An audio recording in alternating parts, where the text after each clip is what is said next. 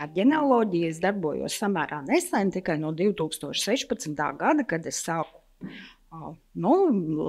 lietošu lepno vārdu pētīt savu dzimtu, pēc tam vīra, palīdzēju dažiem paziņām, un jāsaka atkal man atpakaļ lielai pateicības vārdu Gundaram, kad tiešām tieši pirms gada apmēram viņš uzaicināja mani piedalīties šajā lieliskajā lietā.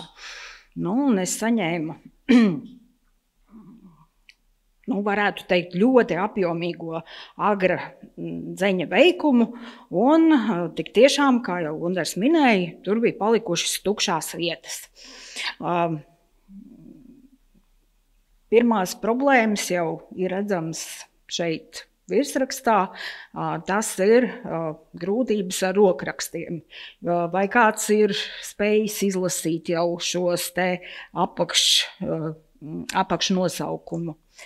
Tad nākošais, ko es gribēju teikt, ka es iepazinu Cēsu pilsētas kapus, varētu teikt tikai no papīriem, no agra dzeņa sagatavotajiem materiāliem un no fotogrāfijām.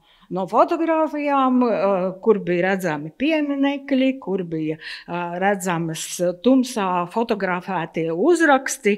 Un tad patiesībā pilsētas kapus es izstaigāju tikai agri pavasarī, varētu teikt, novērtējot to mežonīgo skaistumu, kāds tajā brīdī bija, un varētu teikt, ka pat dažus pieminekļus bija grūti atpazīt, jo man likās dabā viņi izskatās pavisam savādāk nekā tajās pazīstamajās bildēs, ko es tur esmu skatījusies dienā 13 un 14 reizes. Kādus materiālus tad kādi bija tie avoti, kurus es izmantoju savos meklējumos? Tie bija Raduraksta LV, tas ir Latvijas valsts vēstures arhīva vietne, tad ir nenovērtējams periodika LV, Latvijas Nacionālā biblioteka, un tad pēc tam jau fantāzija, kur tu varēji kaut ko atrast. Tie bija dažādi novadpētnieku materiāli, dažādas grāmatas, ģenealoģijas pētījumi. Patiesībā es savā ziņojuma laikā nedaudz arī pastāstīšu, kā tad es esmu nonākusi līdz tiem secinājumiem, kurus es jums prezentēšu. Nākošais krusts ar uzrakstu Domārus.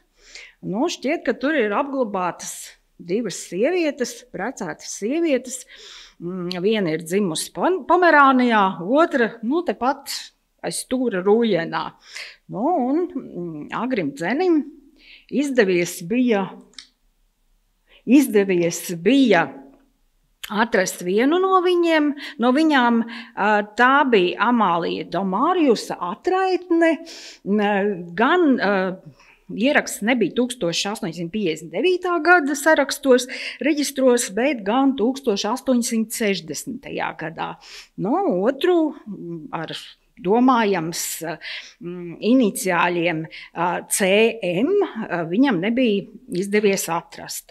Un tālāk šķirstot, vienkārši tik tiešām šķirstot baznīcas grāmatas, man, jāsaka, trāpījās tāds ieraksts, kuru mēs redzam nākošajā slaidā, ka ir miris dzirnavnieks Karls Vilhelms Domārus, bet viņam ir norādīta ļoti interesanta dzimšanas vieta.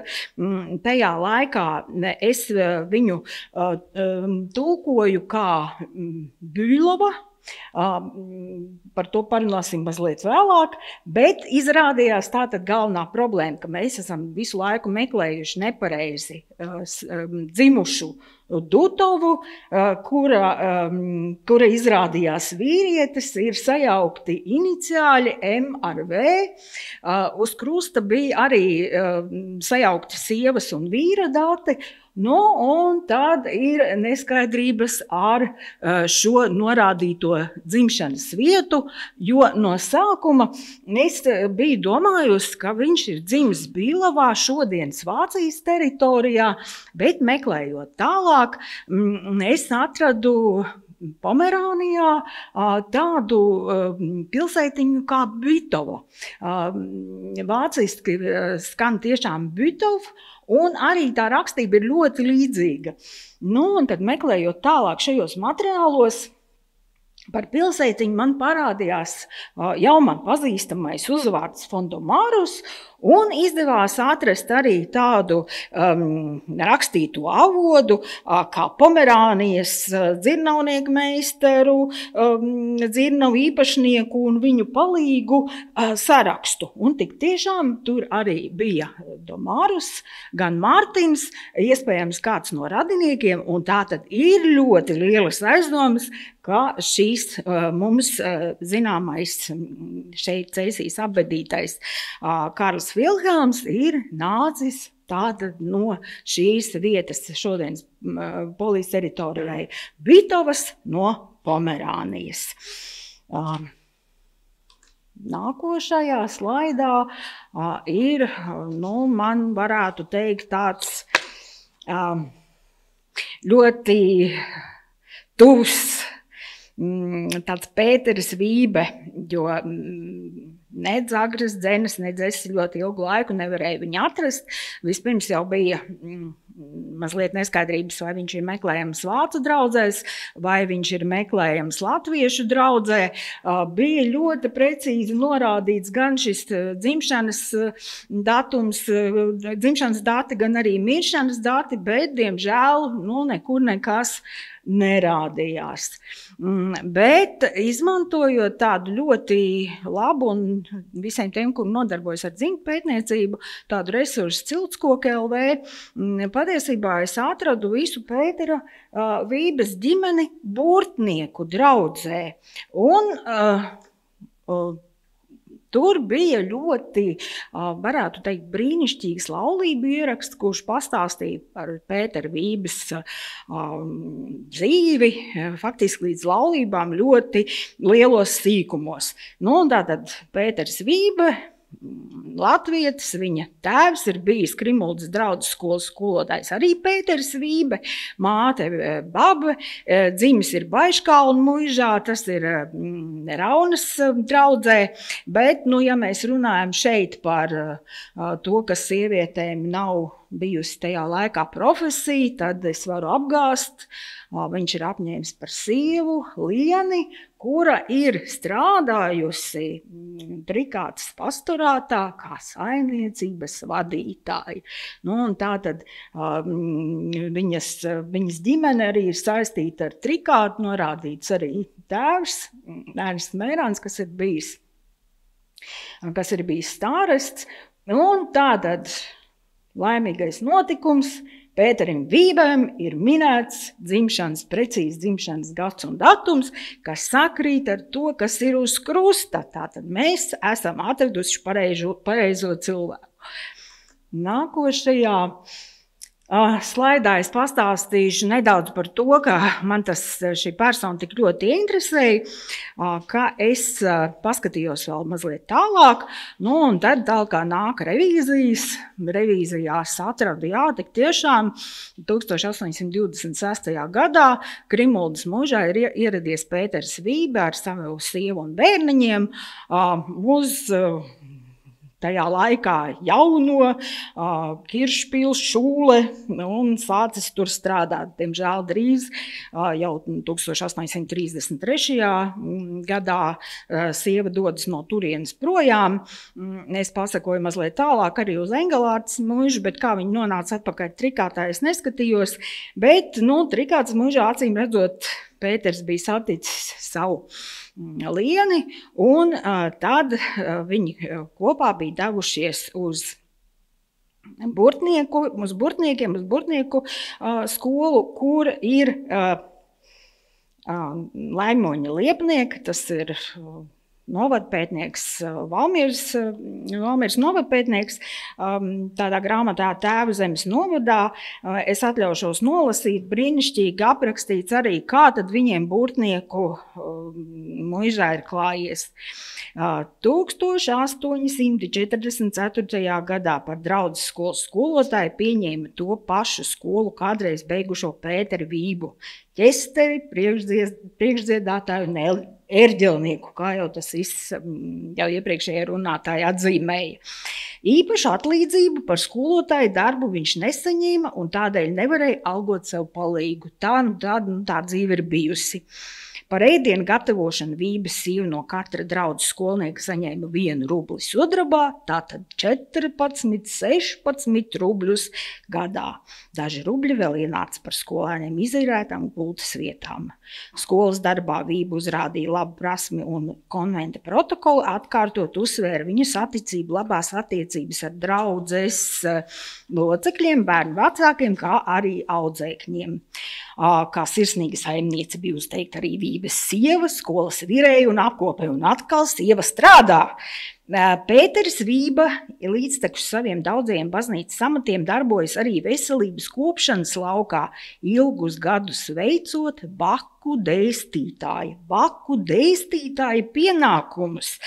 Un bija pret bakām potējis nevienu 100 savas draudzes muižu jaundzimušo.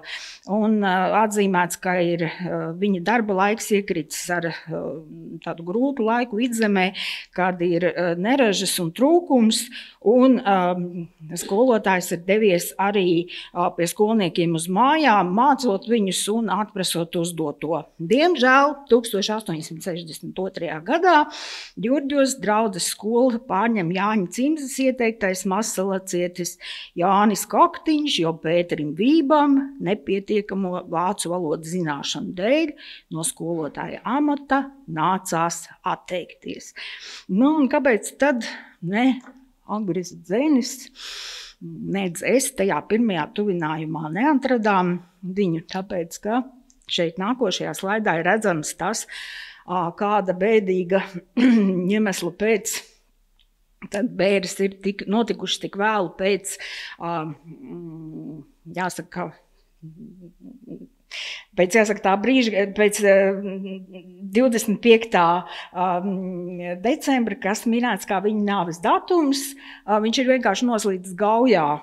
Viņš savus bērnus sūdzīs skolā Cēsīs, cik tā varēja saprast pēc visas tālākā, sagādājis viņiem labu izglītību un vēlāk arī bērnu un sievu kļuva par cēsniekiem. Un kādu laiku turpinājās Pētera Vības darbs kā draudzes rakstvedim. Un acīm redzot, vai nu viņš bija nācis uz Cēsīm vai gājis no Cēsīm projām un, diemžēl, nelaimīgi pakļuvis zem ledus. Tā kā šim krustam ir saglabājusies tikai viena puse, tad es izsaku tādu ļoti drosmīgu pieņēmumu, ka otrā pusē varēja būt Lienas Vības vārds, uzvārds un viņas dzīves dati, jo Cēsu baznīcas grāmatā ir minēts, ka viņa ir mirusi 1894. gadā un iespējams šeit pat kopā ar vīru apglabāta. Nākošais gadījums Dagmārai Sājeva. Atkal viss ir ļoti skaisti, 16-gadīga meitene, ļoti izteikti tāds luterānisks krusts, tāds ļoti askētisks, bet meklējot 1910. gada luterāņu metrikās es viņu neatrodu, un patiesībā, paskatoties uz uzvārdu, es pievērsos pareizticīgo baznīcu grāmatām. Jā, atradu Tamāru Tamāra 18 gadus vecu, tātad tur kaut kas nesakrīt. Nu, un kā parasti, tad, ja kaut kādi dati nesakrīt, meklējot tālāk, es ielūkojos Igaunijas resursos Sāgā, un tur arī Sāremā un Muha dekanātā es atradu ierakstu par viņas dzimšanu. Tātad vecums tik tiešām ir bijis 18 gadi, nevis 16 gadi, kā norādīts uz pieminekļa, un iespējams, ka viņas māte Auguste nāk no Tomsona dzimtes, jo viens no krustvecākiem ir Tomsons, viņa ir luterāne, un parasti tad par krustvecākiem ņēma arī kādu no tuvākajiem radiniekiem. Nu, un tad šeit ir brīnišķīgs atradums pareizticīgo pusē. No sākuma parādījās viens krusts, mēs ar Gundaru tur bišķiņi parakājāmies, jāsaka, un parādījās nākošais. Nu, un šis ir viens no tādiem interesantākajiem, senākais no tās grupas. 1838. gadā es viņu iekrāsoju tādu gaišāku, jo patiesībā tajā brīdī, kad viņš parādījās savā pilnā godībā, tur jau ir redzams tieši, lai nu kur būtu saplīs, bet tieši gada vietā. Tā tad nav zināms gads. Nu, un ko darīt? Ir radurakstos atkal pilsētu revīzijas. Pilsētu revīzijās tiek atrasta šī ģimene, un laimīgā kārtā tā ģimene tiešām arī bija tur ierakstīta. Un atradās norāda, ka viņš ir miris 1838. gadā, bet atkal nākošā problēma. Šajā gadā Cēsīs, kā mēs visi, protams, zinām, pareizticīgo baznīca vēl nav uzcelta. Nu, un tad karte priekšā, un tad tu skaties, kurā vietā, tuvākā vieta ir pareizticīgo draudze. Un tik tiešām laimējās atrast Isāju, Semjonu Sazonovu, atrast Limbažu draudzē, un līdz ar to mums ir arī oriģināls viņa ieraksts baznīcas grāmatā. Bet te ir jāsaka tā, ka mēs skatījāmies visu laiku vairāk vai mazāk saglabājušos pieminekli vai arī kapa plāksni, bet ko darīt tajā brīdī, ja ir saglabājušies tik tiešām fragmenti no šiem pieminekļiem. Viens no tādiem, var teikt, tādiem laimes gadījumiem ir pirmais, ar kuru bija saglabājušies tikai 2 vārdi – Poručica Ivānova. Atkal jāsaka tā, skatoties baznīcas grāmatas, šķirstot cauri, man vienkārši ienāca, gadījās atrast šo te ierakstu krievu valodā, kur viņa bija minēta kā Poručika Zenglina sieva, un krieviski tas skan Poručika, atstavnov Poručika. Nu, un tad saliekot kopā visus šos te datus, es varētu teikt 99,9% mēs esam atraduši tiešām šo cilvēku. Nākošajā apakšējā attēlā var redzēt to daļu, kas ir palikusi no Kārļa Eduarda piemineklīša. Tur ir vārds un dzimšanas datums. Diemžēl, ja tas ir latviešu draudzē, tas ir diezgan ticami, kad ir jāmeklē arī tajā pašā vietā arī miršanas dati, bet, teiksim, vācu draudzes gadījumā, vāciešu, baltvāciešu gadījumā tas nevienmēr to nozīmē, jo viņi bija diezgan, jāsaka, kustīgi un pārvietojās no vietas uz vietu. Bet, tā kā mums bija zināma 10 gadi, tad vienkārši mehāniski izšķirstot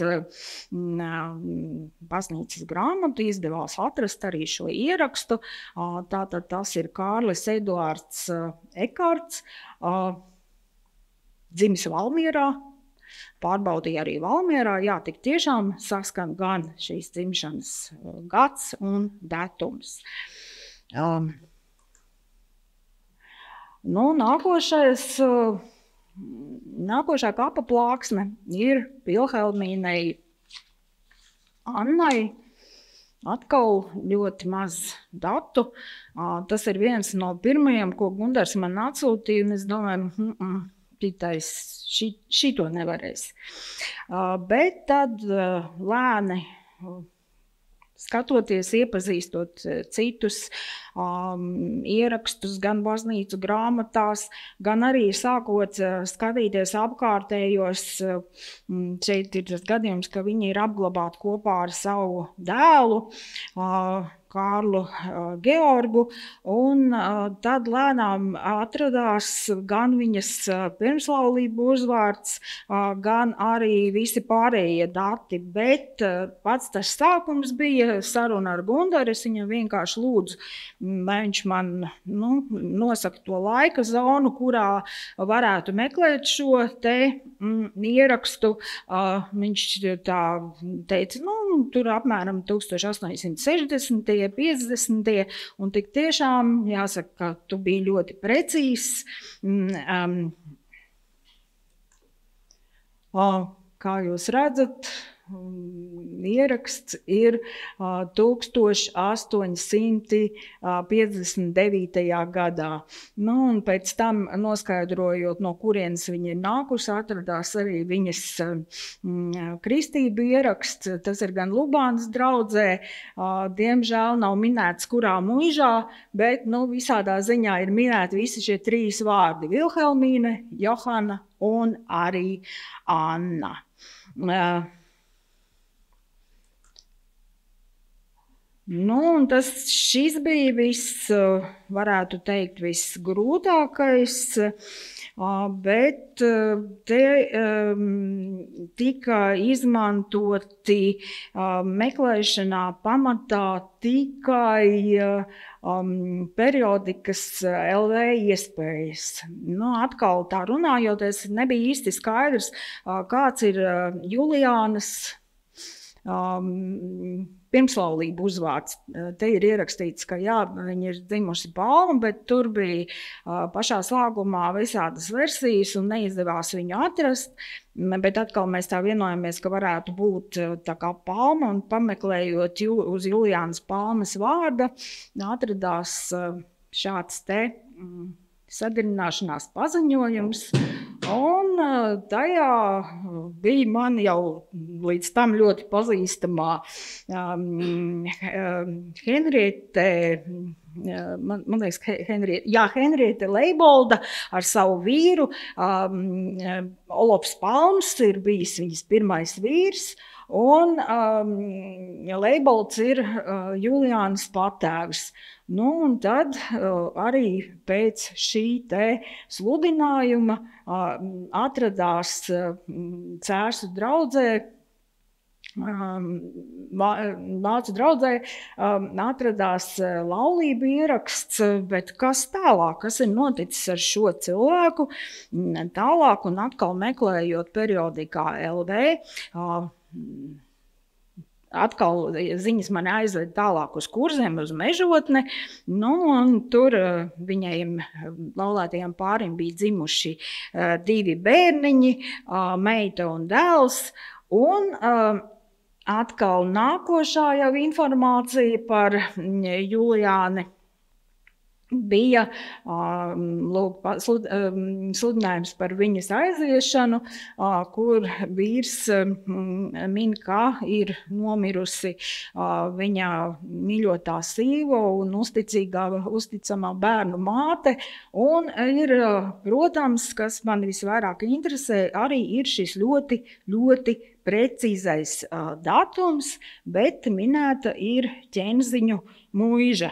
Nu, bet tā kā es biju atradusi bērnu kristību ierakstus, tad es meklēju nevis Mežotnes draudzē vairāk, bet Salgavas draudzē, jo Salgavas draudzes mācītājs bija bērnu krusttēvs. Nu, un tiešām tur atradās arī šis ieraksts. Vienīgais jautājums ir par to, vai Juliāne Klapere tiešām ir apbedīta šeit Cēsīs, jo par to gan nekas nedz sludinājumos, nedz arī šajā te ierakstā par viņas aiziešanu nekas nav minēts.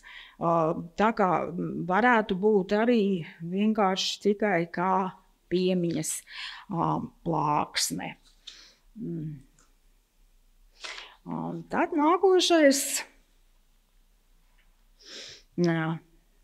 nākošais slaids stāsta par arī mazu meitenīti, Ebu Tranzē. Atkal ir ļoti labi un skaidri. Ir gan viņas dzimšanas, gan miršanas datums. Jā, tik tiešām Cērsu baznīcas grāmatā ir ierakstīts, ka viņa ir mirusi 1835. gadā. Minēta ir viņas tēvs Reinholds, māte Kristīne un arī miršanas vieta Kokenhūzena. Patās transkribējot šos tekstus, es pēkšņi sapratu, ka mēs līdz šim esam nepareizi traktējuši šo te muižas nosaukumu, ka tas tomēr ir nevis koku muiža, bet tā ir koknese. Nu, lieki teikt, ka koknesē es meitenes dzimšanu neatradu. Nu, un tad es vērsos pie tāda ļoti laba špikera. Tas ir ģenealoģijas rokas grāmata. Tā ir pieejama digitālā formātā Bavārijas bibliotēkā. Tā ir nevienreiz vien man palīdzējusi. Nevar teikt, ka tur tā ziņas vienmēr ir ļoti precīzas, bet, šajā gadījumā viņi man ļoti palīdzēja, jo parādīja vārdu Ašerādene, Šulci Ašerādene, mēs jau esam šo vārdu šodien dzirdējuši. Nu, lūk, un, jā, Ebes dzimšanas ieraksts, aizkrauklis, evaņģēliski luteriskajā baznīcā. Es tagad īsti nezinu, vai tur ir tas mācītājs vai nav, jo es īstenībā to mācītāju vārdu netiks skaidrībā vēl. Tas ir 18. gadsimta. Tad tas ir jau prom. Tad tas ir cits. Tad tas ir prom, tas huligāns. Nu, lūk, bet atrodot arī, teiksim, tik garā ceļā, atrodot šo ierakstu par dzimšanu, paliek atkal jautājums, vai mūsu datos, kas ir Cērsu baznīcas grāmatā, ir minēts pareizais tēvvārds, jo Cēsīs viņš ir Reinholds, savukārt aizkrauklē Leonārds. Nu, un tad jāsaka, jāpaskatās mazliet atpakaļ, jāiet vēl soli atpakaļ un jāmeklē Dzelzavā. Nu, tad jāskatās, kas tur beigās sanāks. Jo šis viens solis, ka atrod kādu informāciju, viņi ir jāpārbauda, un bieži vien pārbaudot šo informāciju rodas vēl vairāk jautājumu nekā bija pirms tam. Māte sakrīt, jā, un mēs esam arī precizējuši viņas uzvārdu. Tātad viņa bija, mums tajā pirmajā versijā bija tikai Šulce, un tur bija tālāk tāds pleķītis, un tas pleķītis izrādījās ir Ašerādene. Tā kā tas ir tas labais darbs, jā, bet es saku, tas tēvvārds, tas Leonārds un Reinholds tagad jau ir zem jautājuma zīmes. Nu, un šeit es gribēju arī apkopot tādus Tādus man atmiņā palikušus šos te ļaudis, kas ir dzīvojuši Cēsīs, kas ir Cēsis auguši par savām mājām. Te jau pēc ierakstiem var redzēt, pēc pieminekļiem var redzēt, ka tas ir bijis dažādos laikos. Viņi ir bijuši no dažādām draudzēm, kā piemēram augšējā, kreisajā stūrī, tie ir birkāni. Latrānas muižā ir 1834. gadā laulāti Suntaža muižas meita Līze Ozoliņa un Ēveles muižas kučieris Miķelis Birkāns.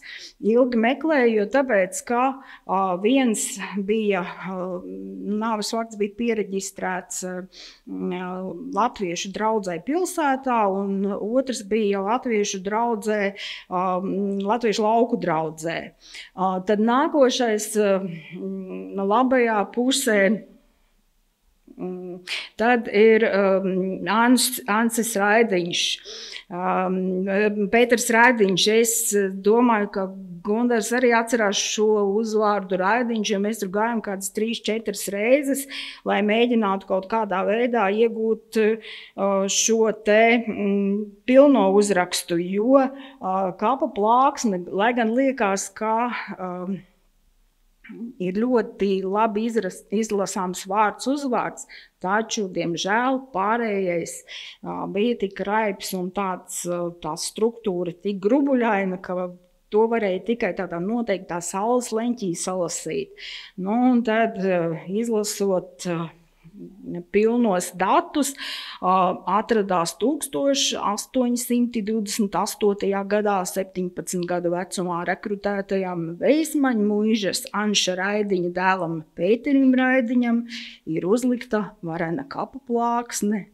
Viņš ir izdienējis cara armijā, atgriezies mājās, apprecējies, nodzīvojis garu mūžu, 76 gadus un 11 mēnešus.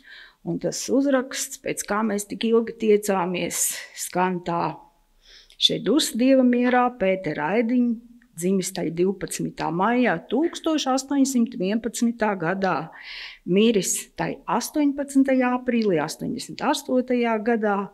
Sveitīgi ir tie miruši, kas iekš tā kunga nomirst, jo tie dus no savām darbošanām.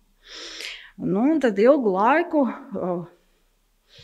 bija tāda tukša ailīte, daļai tukša ailīte, kurā bija 2, cik varēja saprast, vīrs un sieva, Viļums Briss un Marija Briss. Un aiz tās vārda daļas, kā mums toreiz likās, Briss, bija daudz punkts, un beigās viņi tik tiešām izrādījās vienkārši tikai Briss.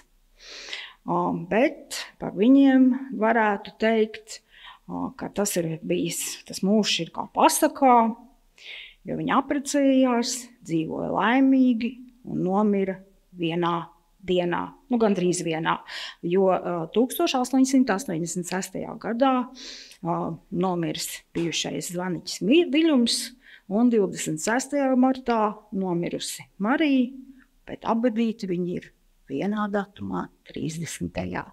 martā. Un pašās apakšā tur ir izgriezumiņš no ziņām par Karli Dartsonu. Kārlis Dartsons bija minēts, viņš ir kā arendātors, tas ir nomnieks, muižas nomnieks. Arī revīzijās viņš parādās kā arendātors, kā pārvaldnieks, bet par viņu dzimšanu tādas neskaidrības. Nonācām pie secinājuma, ka viņš ir latviešu izcelsmes. Un visi tātad meklē šīs romantiskos stāstus. Kārlis ir dzimis Dārtei. Tas ir pirmsuzvārdu laiks, tātad latviešu izcelsme, uzvārdu nav. Un acīm redzot, uzvārdu dot Dartsons, Tātad patiesībā Dārtas dēls.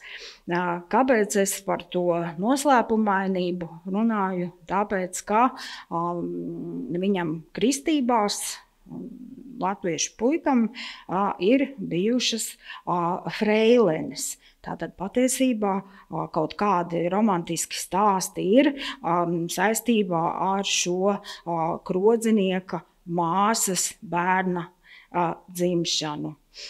Un tad jau gan tas lielākais kapakmens, gan arī šeit pat blakus mazajā stūrītī, tā ir tā nākotne, kas mani vilina tālāk, jo ir vēl diezgan daudz šo te kapakmeņu, kuru uzraksti līdz galam nav saprasti, nav atšifrēti.